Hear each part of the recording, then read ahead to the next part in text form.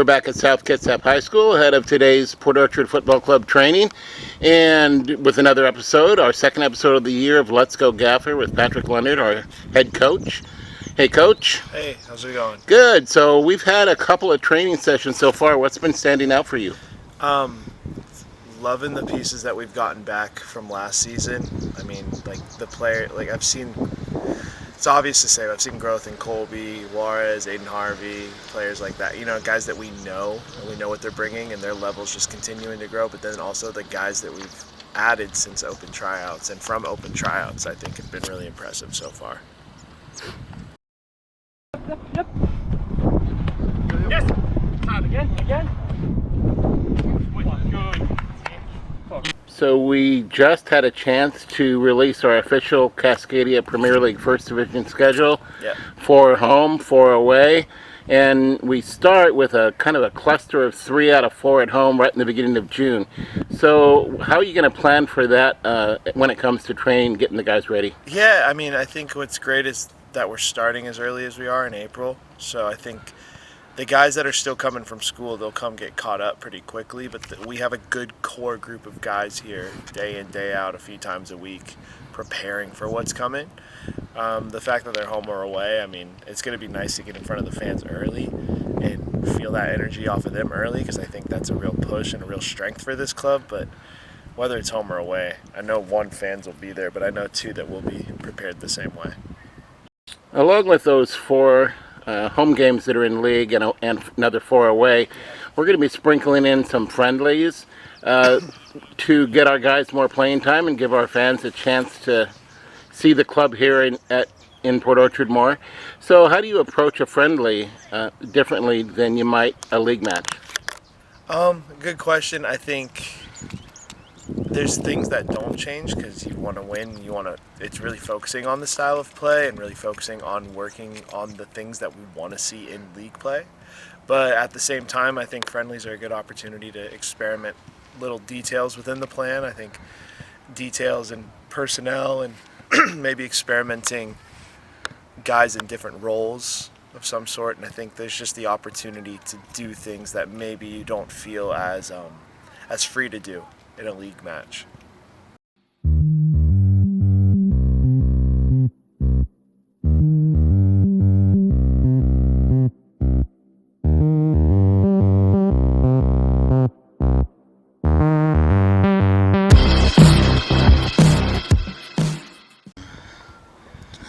Port Orchard FC fans and soccer fans in general around Kitsap have been following the high school teams right now. And of course, for Coach, that means as the leader, the gaffer over at Central Kitsap Cougars, following them. Last week, they moved up to number 4 in the rankings for 3A soccer in the state of Washington. Coach, your team is doing well, only 1 loss, and that was the first game of the year. This last time around, you might be a little bit down by a draw, but overall, give us a Cougars update. No, they're great. They're a great group of guys. I mean, people here are familiar with Elijah Akins, Colby Juarez, Jake McKenzie. Losing those guys, as well as others, was putting us in a spot. But the boys have responded, and we've again, a preseason game early on, tried some stuff, and then we've kind of found our rhythm and been able to do what we've been able to do. I think there's a lot of guys there that I would love to see work their way here in the next year or 2, and I think that's what's great about this club, right? There's a goal in place, but yeah, boys are playing well. Just happy with it. I think there needs to be a special shout out for North Kitsap as well, because they're doing great things in 2A, and we've got a few guys coming from there when their season wraps up too. Yeah, North Kitsap Vikings ranked number 2 in the state in 2A after going all the way to the final last year. So a great follow-up season for those guys. But it's more than just you at CK. You've got an assistant. I've got a couple. Yeah. I've got Mark Novak, who's my number 2 here at Port Orchard. I have Gil, who's obviously a player coach this year. And actually Jaeger Skifstad, who is a player in training with us right now, is also a assistant coach as well at CK. It's a great group. I'm lucky to be surrounded by really good coaches, because I feel like especially in our league, there's some very high level coaching throughout the league. There's some coaches that are familiar with some of our players here. Sam Cruzy at South Puget Sound, one of their assistant coaches, is the Capitol High School coach. Nick Boatwright over at Evergreen College is the Timberline head coach. Joe Ross over at Gig Harbor, he coaches at Washington Premier. There's a few Washington Premier coaches, but we get Gig Harbor guys here too. So I think there's just a really good group of coaches in that league. Save. Hey, stop!